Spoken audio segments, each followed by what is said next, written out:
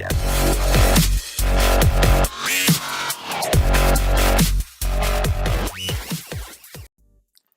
What's up, nation? Welcome to another edition of the Wise Take NBA DFS. First look is Thursday, November 7th, 2019. We have a 4-game slate, a little bit of a later lock. Shout out to the Wise Take Nation. Pretty good day overall for myself and for a few other members. Saw in the Slack chat, saw some screenshots. It was a promising night. The Timberwolves could have helped this out had they given us the Culver news a little bit earlier and allowed some of the other guys to hop on them, especially on FanDuel. But they did what they did and listed Shabazz Napier as questionable after he was doubtful the entire day, and then didn't release their lineup until they actually had to. All in all, good day, and it's on to the next.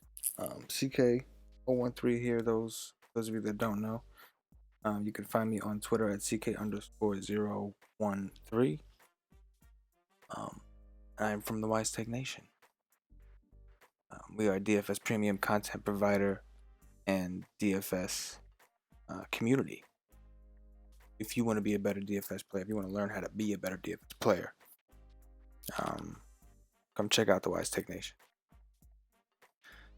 All right, on to slate. So just a couple things on the first look. The first thing that popped out to me is Kemba Walker.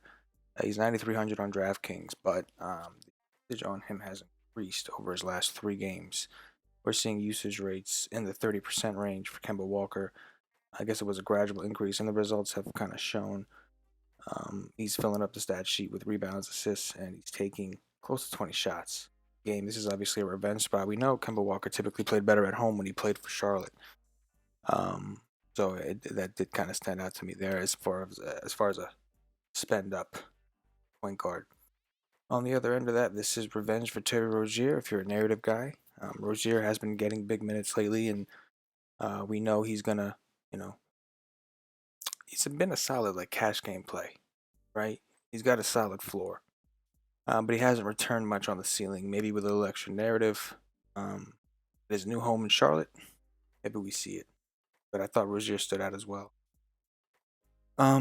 Interesting what Devante Graham's been doing. Just to kind of point this out, I think a lot of people don't even realize the upside this kid has shown. The floor is still relatively low, and the range of outcomes is pretty drastic. But we saw him drop a 42 against Chicago, and then most recently a 56 against Indiana. Granted, the game went to overtime, but still, pretty impressive. I thought that this seemed like a pretty good spot. Going to state the obvious for Mr. Kawhi Leonard, who should play. His team is on the back end of a back-to-back. Kawhi Leonard's usage has been insane, which is why Montrezl Harrell and Lou Williams were such good plays today with him out, because their usage would go up so high. We know Portland has always kind of struggled against dominant type forwards, and this is the exact situation. So I do like Kawhi Leonard coming off of a 1 days of rest, while the rest of his team coming off a pretty intense back-to-back, high-scoring back-to-back. I do like Kawhi. We got the Rozier. With that said, I think that at center, if you notice, we have some correlation with Kemba and Rozier from that game.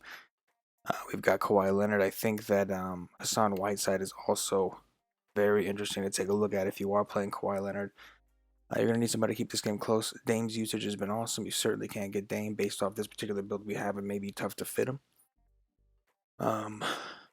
But one place that the Clippers really struggle is defending bigs. And Hassan Whiteside is only 6,400. And they really don't have an answer for him. Significantly bigger than Zubac as far as thickness. Significantly bigger than Harrell in both weight and height. 6,400 for a guy that's been getting minimum 24 minutes pretty much. Seems like a pretty good deal. And there you have it. I think that those 4 players, the first look, we'll see what opens up. Maybe we get some value to pair with these guys. But those 4 players certainly stood out to me going over this for a first look. With that said, if you're new to the channel, please subscribe.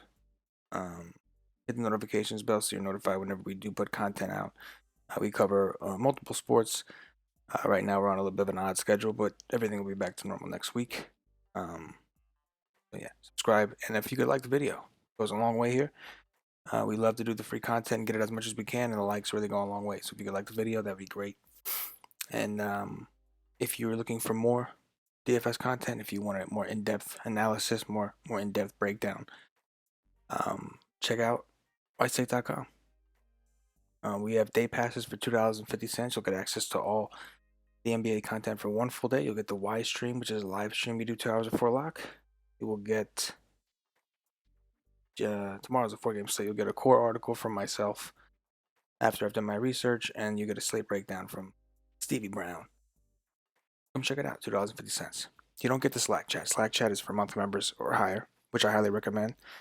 But if you just want to try the content out itself, go for it. $2.50 all it costs. That's it. All right. For myself, the entire White Steak Nation, as always, good luck. Yeah.